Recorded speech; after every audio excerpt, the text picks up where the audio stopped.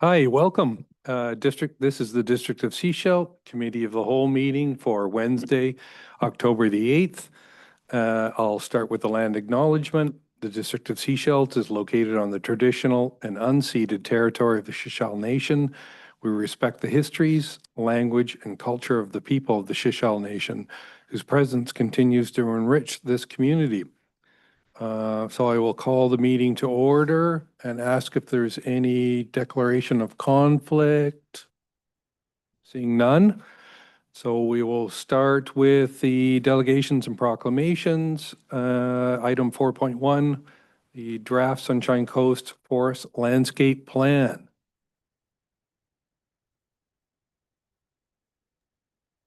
I see Ryan Jordan. Welcome, Mr. Jordan.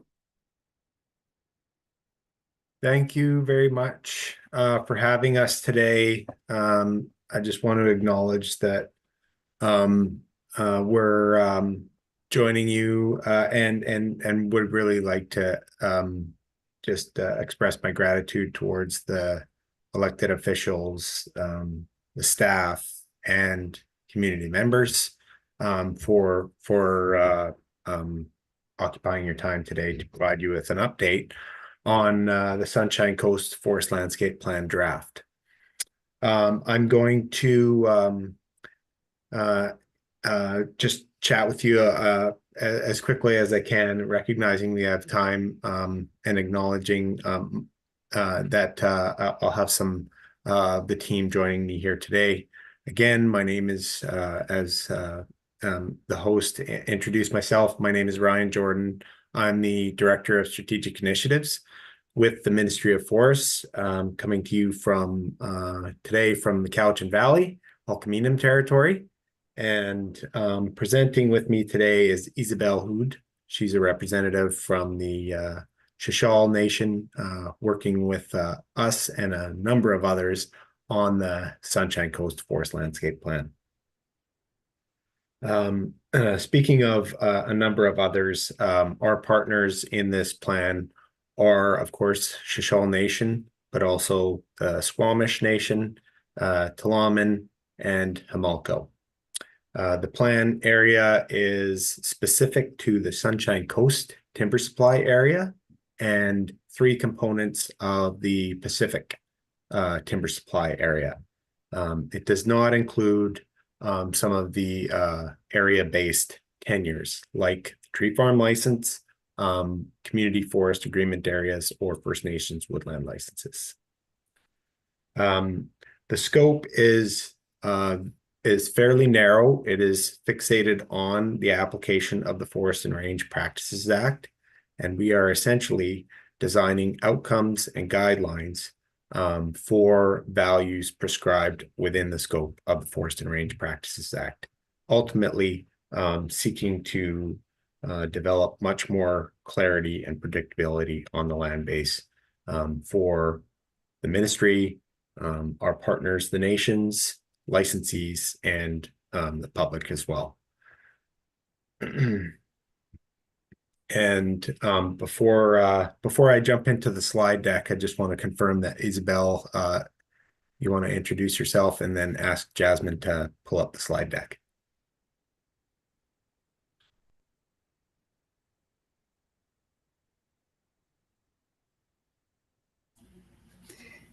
Good afternoon. Can you hear me? No? Yes? Okay. I can hear you. Good.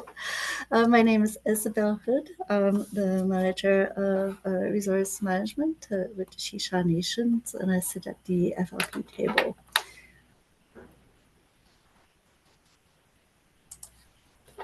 Okay, I'll just check with the group that you can see the slide show. Not yet. Okay. Oh, it looks like we're loading loading now. All Yep. right, perfect. Okay. So I've touched on a high-level overview. The other components that Isabelle and I will walk you through today is a high-level vision of the plan, some components of the content without getting into too much detail, a little bit about the structure, and then finally where we're going to next.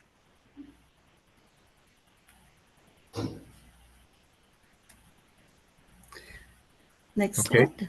Yep.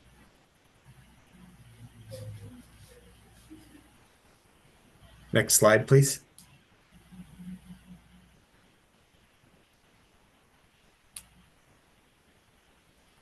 You're muted, Jasmine.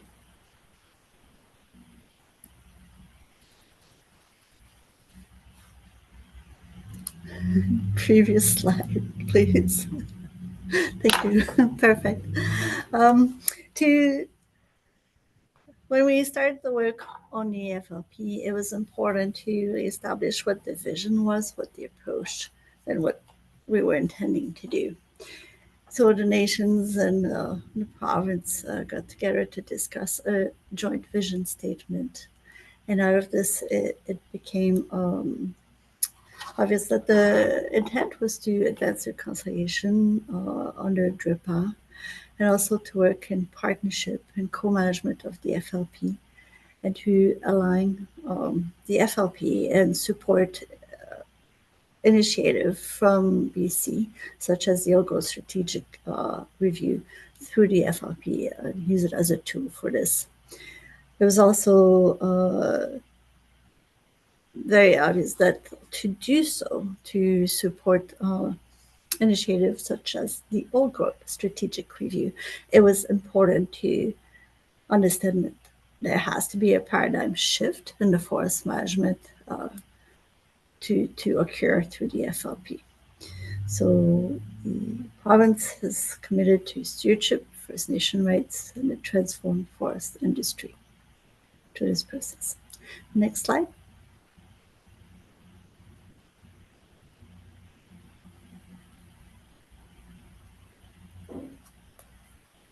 Next slide. I think it's taking a little time for the next slide to load, Isabel. Okay.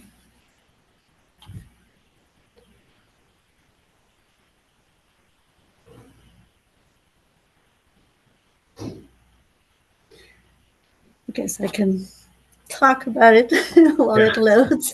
The next slide is about the table of content of the FLP document itself.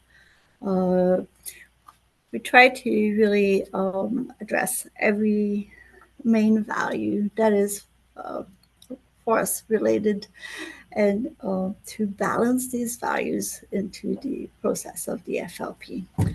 The first two chapter of the FLP, or section, one is co-management, the second one is carbon.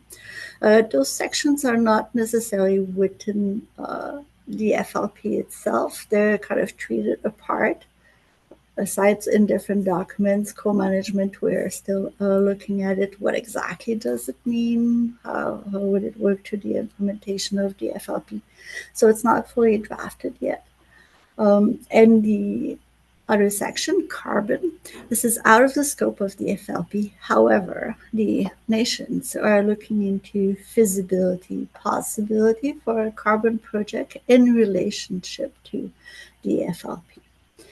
So in the FLP itself, there's a statement of intention of doing so.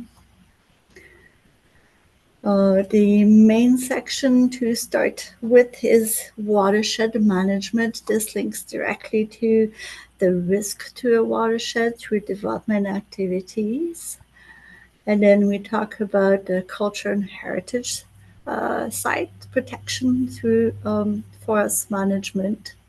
Now we would be talking primarily about things like avoidance areas or buffering archaeological sites, for example.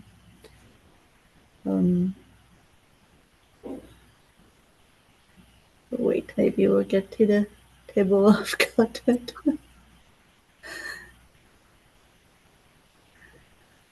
Okay, there we go. Perfect. Thank you. And then there's a section about cedar stewardship. When we talk about cedar stewardship, we look at it from two different angles, like from the cultural importance of cedar, and also from the income or importance in terms of financial or value of cedar for the forest industry.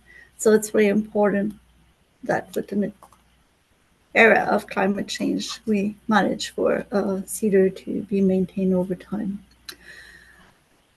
And one of the largest section of the FLP is the landscape level ecological integrity section. It consists of like the long-term maintenance of old forests and old forest structural features throughout the landscape through things like conservation networks or by establishing biodiversity targets, and also identifying and protecting red and blue listed plant communities. The section on stand level ecological integrity is much smaller and really like focus on retention within the cut block itself. And there's a riparian section which looks at all types of streams and lakes, wetlands, as well as alluvial fund and just about everything. And then we have a section on timber, which did a lot of work to figure out stocking standards, how to replant forests to be ecologically suitable and really improve the yield. And then the section on wildfire focused primarily on the 100-meter close to municipalities, private property. And finally, we have the section on recreation, which focus on the sanctioned trails under Section 56.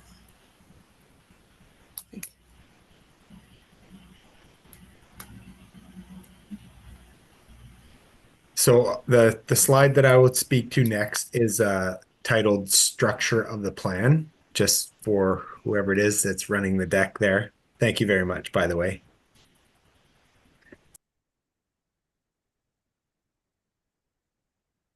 There you go. Slide 8. Yes, excellent. Thank you. So the structure of the forest landscape planning process really hinges on two significant components. One is the outcome that's developed for any one of these specific values that Isabel touched on earlier, and also the planning guidelines, essentially instructions for operators on the land base on how to achieve those specific outcomes for each of those values. The outcomes will describe consequence of an action, the situation or event, and then again, the planning guidelines are practical instructions that guide the activities. We are required to report out on a progress towards achieving those outcomes every 5 years. That responsibility rests with the Office of the Chief Forester. And the planning guidelines are, we're expected to monitor essentially the progress and application of those planning guidelines. The other component that's within the forest landscape plan is an implementation direction. And that may essentially require or include additional types of guidance or direction for the operators on the land base. And the intent of this really is to give the licensees and operators on the land base some structure to follow for implementation that will ultimately result in the development of their own forest operations plans, which is in terms of sequencing, that would be the next step that the operators will have to do following completion of the forest landscape plan. So the forest landscape plan essentially informs the development of the licensees held forest operations plans, which will include maps and essentially descriptions of where the operators intend to develop or harvest over a 5-year plan. It should show those cut blocks and roads that they're planning on developing. So that essentially is the content, high-level content of the plan, and then I'll just touch on some next steps.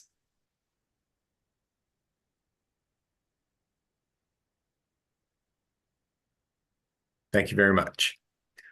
So we're actively engaged with industry right now, getting some feedback on a number of technical components within the plan. It's a very rigorous and detailed process, and the plan is very thorough. But the application of practical practitioners in the plan is proving to be very helpful as well. We are hoping to trigger engagement with public and other key stakeholder groups in October at some point. Be honest though, we are also mired in a labor dispute, which could create some challenges for us going forward. Following that, and a rigorous process with licensees, we'll look forward to finalizing the forest landscape plan and hoping to bring forward a recommendation for establishment sometime in the spring of 2026. And that's all we have for content in the slide presentation. Happy to take any questions and stay online as long as you want us to. Thank you. Great. Thanks very much for the presentation, Jordan, for that high-level overview. I'll turn it over to council for any comments. Councillor Toth, thanks. Thank you, Chair. I guess my one question is recognizing that it doesn't apply to licensees with the area-based tenures, such as community forests, et cetera. Is there still a plan to engage with these other license holders? There may be elements of the FLP process that they want to integrate into their documents, or they might have feedback as a sort of an adjacent jurisdiction or interested party. So that's my first question, and I'll just ask the second question now. You mentioned the labor dispute. Is your expectation that the labor dispute is going to slow down the engagement process or push out the engagement process? Like, can you really not start the next phase of the engagement process until the labor dispute is over? Thank you. Thank you. I'll work to answer both questions and then look to the rest of the team to add any additional information. With respect to the area-based tenure holders, like the community forest agreements or woodlots, we're not formally seeking input from those operators at this time, but I don't see any reason why at some point we won't be able to share the plan with them and look for feedback, or quite happy to offer suggestions or the material for the development of their own plans, which will be required at some point in the future. And with respect to the labor dispute and public engagement, I think that the labor dispute will ultimately is going to delay the trigger of initiating the engagement, and could very well also prolong the engagement depending on how long the labor dispute goes on. I'll just pause there and look to the rest of the team if you want to add any additional information.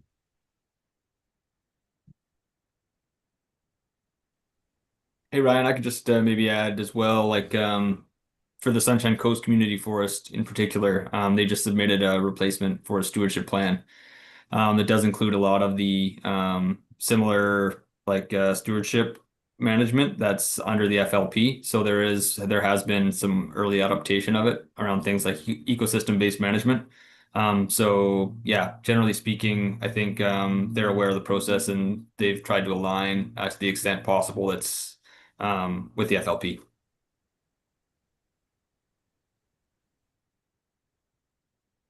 was a good question, by the way. Thanks. Thank you. And Chair, thank you for allowing me the follow-up. So if the labor dispute ends up being a protracted affair, I guess my question is there any risk of skipping a session of public engagement, or like, will the public engagement happen even if it has to happen 6 months from now? I guess is the root of my question. Yeah, Thank you. absolutely. Absolutely. Great. Thank you for that. I'm looking to Councilor McLaughlin. Thank you, through the chair. I'm going back to the community forest being exempt from this. I'm just wondering, it seems like there's overlap in terms of different types of forests and management of forests, kind of doing the same thing. So I'm just wondering exactly why you would not include, say, community forests in this, because it just seems like if it's such a great idea, why not just generally apply it? Thank you. Yeah, another very good question. I should have touched on this at the beginning. The forest landscape planning program is fairly new, and this project itself is a pilot. The scope of what we're contemplating right now is significant in and of itself. Originally, we were only anticipating on developing a plan for just the Sunshine Coast timber supply area, but it expanded to then include the Pacific timber supply area components that are within the Sunshine Coast. So the scope is fairly large already, and as a result, we're at 4 years and counting already just in the development of the plan. So I think that in and of itself is just, it's a matter of managing scope and actually trying to accomplish something at the end of the day.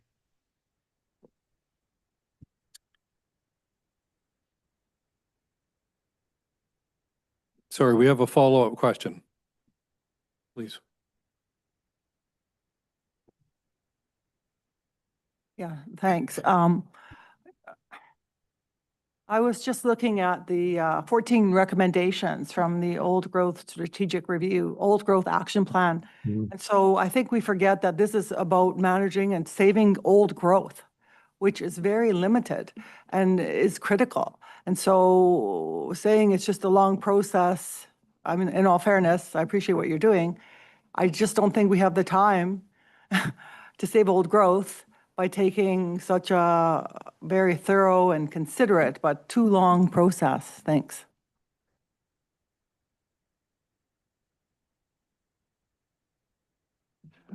Yeah, those are helpful comments. And the plan right now does have significant consideration towards old growth and biodiversity and ecosystem targets that are very considerate of old growth. And the challenge is we've got multiple partners in the development of this plan, and there's significant stakeholder consideration that needs to go into the development of the plan. It's a pilot.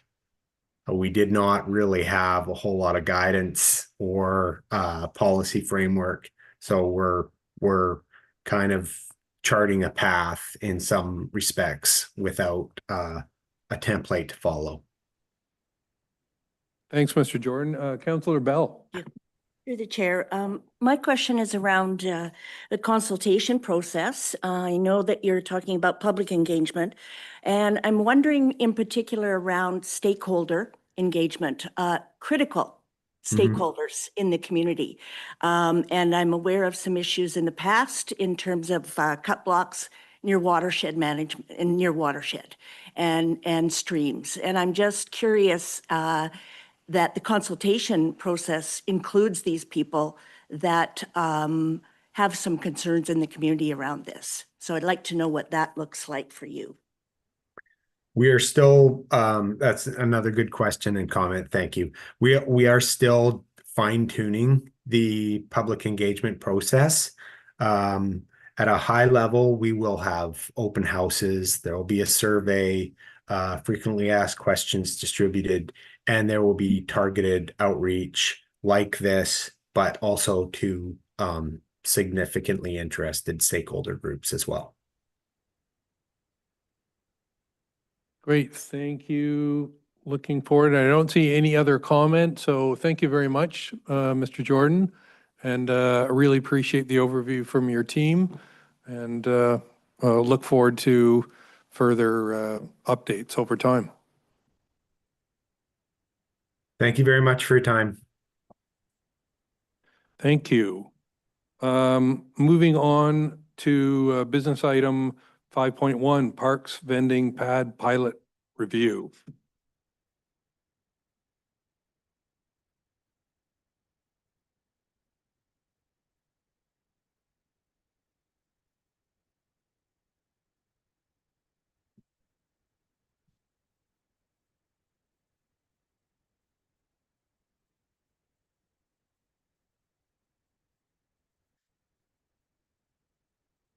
Good afternoon. Good afternoon. So I'm here just to present a full information report on the 2025 summer vending season, which I can report was a success. We did receive 6 proposals, including 2 for the winter season. Of these, 1 did not meet the required criteria, resulting in 3 approved vendors. We had Bob a Goat, Sundogs Eatery, and Little Spoon Ice Cream.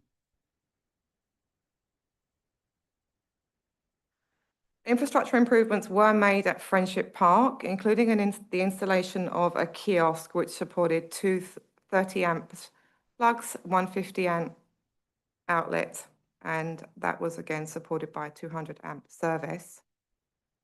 At Davis Bay, we added a new accessible entry in response to the community feedback. This enhancement was really warmly welcomed, especially by families with strollers and individuals using wheelchairs who did appreciate the improved access to our vendor services.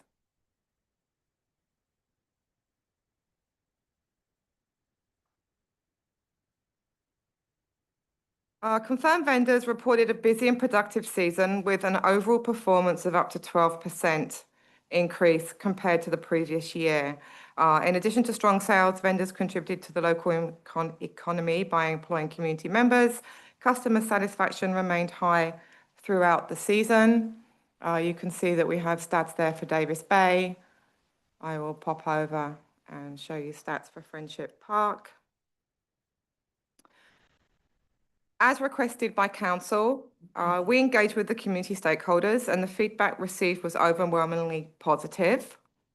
We contacted the Sunshine Coast Tourism, Seashore Downtown Business Association, and Chamber of Commerce.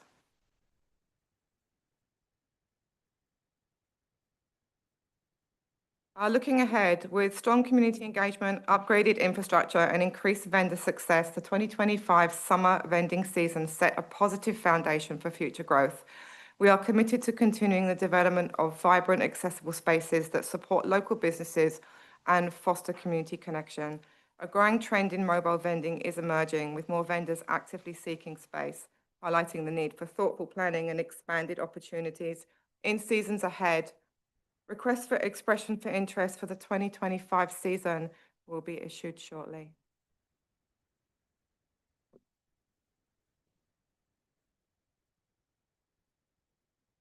Thank you. Turn it over to council for comment. Councillor Bell. Through the chair, I see some recommendations in the report that have come forward from the vendors, and some of them seem quite reasonable to me, but will they be considered and how will they be considered going forward? I'm thinking about certainly the infrastructure, the electrical access, and signage. Those are the 2 that kind of come up for me in terms of consideration. So we have upgraded electrical services to both pads, Davis Bay and Friendship. When it comes to signage, vendors are able to put their own signage up. We would encourage them to speak with stakeholders as well, Community Futures, Sunshine Coast Tourism for promotion too. And we have taken into consideration one of the vendors' ideas of upgrading the vendor pad with a mural as well. I'm just wondering if there's an opportunity somehow as people kind of walk through the main street, or walk down the main street, if there's an opportunity to have some sort of a board there that just speaks to the vendors that are available and kind of where they are. So it's kind of almost like a bulletin board type thing. Because I know that a lot of people do walk down Cowrie and often ask some of the retailers, where are places to eat, that kind of thing, because they don't necessarily make it to there. So I don't know if there is that possible opportunity, but just throwing it out there for consideration. Thank you. Thanks. Thanks for that, Councillor Toth. Thank you, Chair. I appreciate the report, clear, concise, it's good information. One question that I know came up in previous years was around the timeline for opening up the RFP process for vendors to apply for. The comment that I had heard from a vendor was when they're considering their next year's season, they basically need as much lead time as they possibly can for advertising, product procurement, hiring, things like that. And so I'm wondering if, like, the winter season is about to open, I guess, for RFP now. Has there been any consideration given for opening next summer's RFP sooner than, I think, March or April? Thank you. Through the chair, yes, we have considered that. We are a little late with this report due to the summer season, and we will be issuing the winter season REOA shortly. As for the new season in the new year, yes, we will give vendors at least 2 months' notice so they can do all their procurement and everything else they need to do. Just 2 months sounds a little bit short for that, but anyway, Councillor Inkster. Thanks, Chair. It's good to see all this information and the fact that we've expanded our pad offerings and that it's the process and everything attached to it doesn't seem to be, and this has not a lot to do with staff, it's just how it happened in the past. It's not as politicized as it was in the past, which was really disappointing. And I guess it's just people in our community that love to politicize everything. So I'm so glad to see this process and the fact that there's been minimal complaints this last number of months in reference to the thing. I'm hoping because of what's being offered, I'd love to see, and I know you can't determine this, but it would be interesting to see how we communicate to see Middle Eastern food in our pads. And because if you go to Vancouver, and many of us do, I was just there the other night for the NBA game. As we all know, there's so much different food down, and there's a lot of Middle Eastern food down there. I'd love to see that, and it gives those people that may have the idea to do that up here to see if there's a market. That's what a lot of these are for, other than being a business for those that try them on a smaller, less expensive scale. So hopefully let's see that, try to at least talk about it so you cast that idea out there. I wanted to ask about the program though itself. I'm in terms of what we do, are you noticing a lot of vendor compliance and efficient use of the pads? So what I mean by that is I've always wondered when I walk by some if they're using our pads properly and they're not encroaching on the public areas that we put nearby that are basically their customers are there to use to shop at their places. And if in fact you had some confusion and or some non-compliance and non-efficient use of our pads, whether it was easy to get to talk to the vendors and get them to understand that we're basically offering them a service to offer their service. Thanks. Through the chair, we have definitely massaged a couple of vendors into the correct spots. But after the first week, everybody is placed, they're stationary, electrical cables are put away, and vending carries on as normal.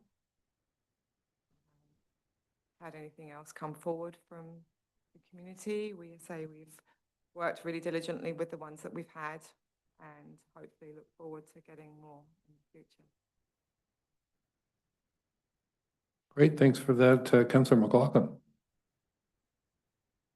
Thank you, through the chair. I'm just wondering how the year went for the street vendors rather than just the park vendors. I think there is a lot of potential for street vendors, a variety of them to come, like your Greek food or Lebanese food or whatever, but I don't see that much of them. And so I'm just wondering if there's a deterrent. And then also, as they're not residents per se, according to our current bylaw, which might need some consideration there. Because I think we don't always have to build places. We can use the street.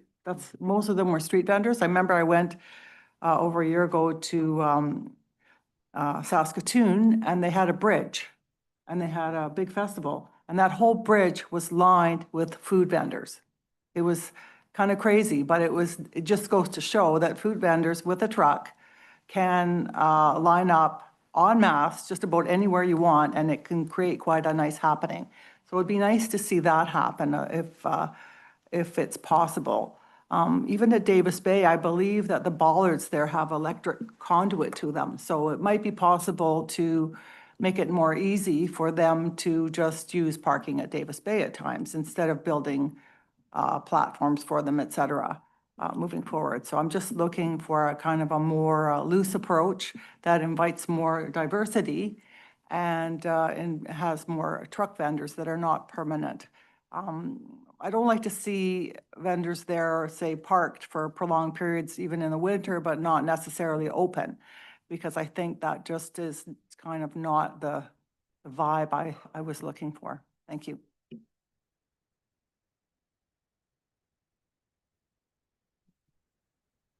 So, thank you, through the chair. We have 3 vendor categories. One was a street food vendor, which includes food trucks, trailers and carts, and they are stationary. Roaming street food vendors, which were mobile units that change locations. And unfortunately, this season, we did not have any applications for roaming street food vendors. And then we had street vendors, which was non-food items, so crafts, flowers, and kayaks, and we did not get any applications for those either. That's great information. Is anyone casting? Oh, Councillor Bell. Yeah. The chair, where am I? Is that good? I just want to say thank you for the report as well. And also, I think this is a great step forward to add some vibrancy to the area and some options. So thank you for this work. Yeah, thanks very much. I'll add in just as a small bit. It's great information. I think you're really building something here for the town. I loved the feedback that you got from the operators. It was really specific. And I also loved the idea that you're coming up with of creating nodes. So I'm not sure if there's interest in adding more pads, but if that helps create larger nodes, which makes it more seen by the public, I think it would be a great thing for the district. Thank you, Manager Clark. So if there are no other comments, thank you again. Going back to the agenda, I'll ask for a motion for adjournment. Oh, 5.2. oh, sorry. I think I purposely skipped over 5.2. Yeah. Item 5.2, acting mayor review. Is there, please, corporate officer? Thank you. So this item was placed on the agenda today. When the current acting mayor was appointed, council also moved that the appointment be reviewed by November 1st. So we had an opening at this agenda, so we decided to put that here. I guess I'll turn it to council. Any comment on acting mayor, especially after this performance? I think the current acting mayor is doing a great job. 12 out of 10. I think given how time flies and currently, I think consistency is key. So I'd like it if you were happy in the role. I think you're doing a great job. This is your performance evaluation. Is that a motion? Well, okay, I'd like to, I know you're going away in January. I would like to make a motion that we extend, I should have mentioned this to you before, but that we extend your role as acting mayor until December 31st. Seconder, Councillor Toth. Comments from Councillor Inkster. Yeah, I guess we'll just have to come back to it. This really hasn't been enough time for, I think it's good that you're continuing because this really hasn't been enough time for you to do that role. So I'm assuming you're accepting a continuance as we make this motion, making you do it. It's not making you do it, but I'm certainly satisfied. So thanks for stepping up. Great, thank you. Councillor Bell. Oh, look out, I'm going to really give it to you now. No, just kidding. I think you're doing a great job, Councillor Shepherd, and thank you for stepping up. It's a big job. So I'm totally supportive of you continuing. Great, thank you. No other comment. So yes, I'm happy to continue on in the role. I guess. All in favor?